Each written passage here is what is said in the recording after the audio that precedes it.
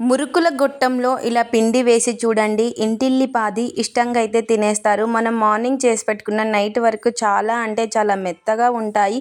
మరి మురుకుల గొట్టంతో ఈ రెసిపీ ఎలా ఏంటనేది మీకు చూస్తేనే కదా అర్థమవుతుంది. లేట్ ఎందుకు, ఇంకా వీడియోలోకి వెళ్ళిపోదాం పదండి. ముందుగా ఒక బౌల్ అయితే తీసుకొని అందులోకి కప్పు పిండిని అయితే వేసుకుందాము. ఇక్కడ వచ్చేసి కప్పు పిండిని అయితే తీసుకుంటున్నాను. ఎంతైనా తీసుకోవచ్చు, అది మీ ఇష్టము, చేసుకునే దాన్ని బట్టి. ఇలా పిండి వేసేసుకొని ఇందులోకి ఉప్పు, ఒక హాఫ్ టీ స్పూన్ అంత చక్కెర వేసుకొని మొత్తం కూడా ఒకసారి బాగా కలిపేసుకుందాము. ఈ ఉప్పు చక్కెర మొత్తం కలిసేలాగా పిండిలో ఇలా ఈ విధంగా బాగా కలిపేసుకొని ఇంకా ఇందులోకి కొన్ని నీళ్ళు అయితే వేసేసుకొని కలిపేసుకోవడమే. ఇలా ఈ పిండిలోకి కొన్ని నీళ్ళు అనేది వేసుకుంటూ కలిపేసుకోవాలి. ఇలా ఈ విధంగా కొంచెం నీళ్ళు వేసుకుంటూ ఈ పిండిని తడిపేసుకుందాము. చాలా ఈజీగా చేసేసుకోవచ్చు, చాలా పొరలుగా చాలా బాగుంటాయి. ఇలా ఈ విధంగా బాగా చేతితో బాగా కలిపేసుకోవాలి. ఇలా ఈ విధంగా తడిపేసుకున్న తర్వాత ఇందులోకి కొద్దిగా నూనె అయితే వేసుకుందాము. ఇలా నూనె వేసుకొని ఒకసారి మళ్ళీ బాగా కలిపేసుకోవాలి. ఇలా కొంచెం మెత్తగా తడిపేసుకోవాలి పిండిని వచ్చేసి. ఇలా ఈ విధంగా తడిపేసుకొని ఒక 15 నిమిషాలు అయితే రెస్ట్ అయితే ఇచ్చేద్దాం. మనకు పిండి ఈలోపు బాగా మెత్తగా నానిపోతుంది. ఒక ప్లేట్ అయితే పెట్టేసుకొని ఇంకా మిగతా ప్రాసెస్ తర్వాత చూద్దాము.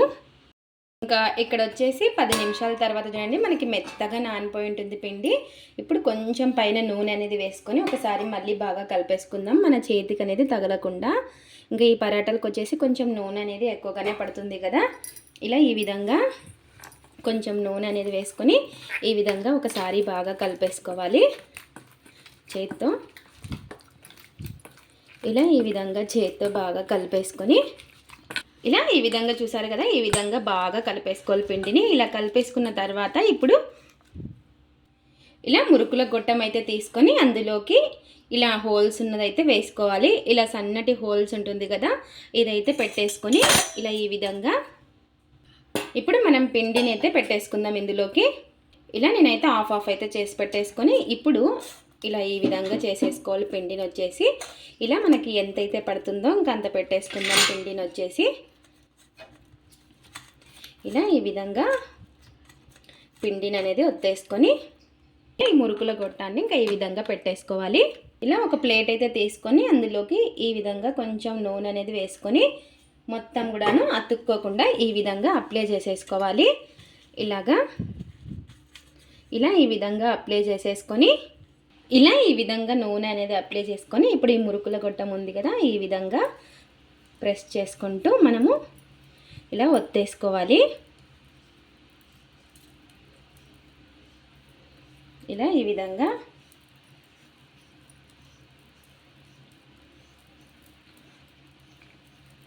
మనకి ఎంత సైజు కావాలో అంత ఒత్తేసుకోవాలి చూడండి. ఇలా ఈ విధంగా ఒత్తేసుకొని ఇలా దగ్గరికి ఈ విధంగా అనేసుకోవాలి. అలాగే ఇంకా మనకి ఎన్నైతే అవుతాయో అన్నీ ఇదే విధంగా ఒత్తేసుకోవడమే. చాలా ఈజీగా మనకు పొరలుగా వస్తాయి. ఇలా ఈ విధంగా చేసి పెట్టేసుకోవాలి. ఇంకా మనకి ఎన్నైతే అవుతాయో ఇంకా అన్నీ ఇదే విధంగా ఒత్తేసుకోవడమే. ఈ విధంగా అన్నీ కూడాను మనకి ఎన్నైతే ఉన్నాయో అన్నీ ఈ విధంగా ఒత్తేసుకొని ఇలా రౌండ్గా చేసేసుకోవాలి. ఇలా ఈ విధంగా చేసేసుకున్న దాన్ని కొంచెం చేతికి నూనె అనేది అప్లై చేసుకొని ఇలా చేతికి అతుక్కోకుండా ఈ విధంగా ఇలా ఒత్తేసుకోవడమే. ఈ పరాటాని ఇలా చేత్తో ఒత్తేసుకోవాలి. ఇలా ఒకదాని తర్వాత ఒకటి ఇలా ఒత్తేసుకొని ఇలా మరీ అంత మీడియంగా ఒత్తుకోకూడదు, మరీ అంత పతలాగా ఉండకూడదు. ఇలా ఈ విధంగా ఒత్తేసుకొని ఈ పరాటాని ఇప్పుడు ఇంకా పెన్నం పైన అయితే వేసేసుకోవడమే. చూసారు కదా, ఈ విధంగా చపాతీ కర్ర అయితే అవసరం లేదు. ఇలా ఈ విధంగా ఒత్తేసుకోవాలి. ఇంకా ఇక్కడ వచ్చేసి పెన్నం అయితే పెట్టేసుకొని ఇంకా పెన్నం వేడెక్కిన తర్వాత కొంచెం నూనె ఎక్కువైతే అవసరం లేదు, అతుక్కోకుండా ఇలా ఈ విధంగా నూనె అనేది వేసేసుకొని ఇప్పుడు మనం చేసి పెట్టుకున్న పరాటాని అయితే వేసేసుకోవడమే. ఇలా మనం చేసి పెట్టుకున్న ఈ పరాటాని అయితే వేసేసుకోవడమే. ఇంకా ఇలా వేసేసుకొని ఒకసారి చేత్తో ఈ విధంగా అడ్జస్ట్ చేసుకోవాలి.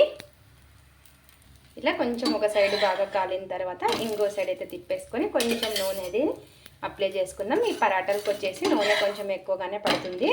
ఇలా ఈ విధంగా రెండు వైపులా కూడాను నూనె అనేది అప్లై చేసేసుకొని కాల్చుకోవడమే.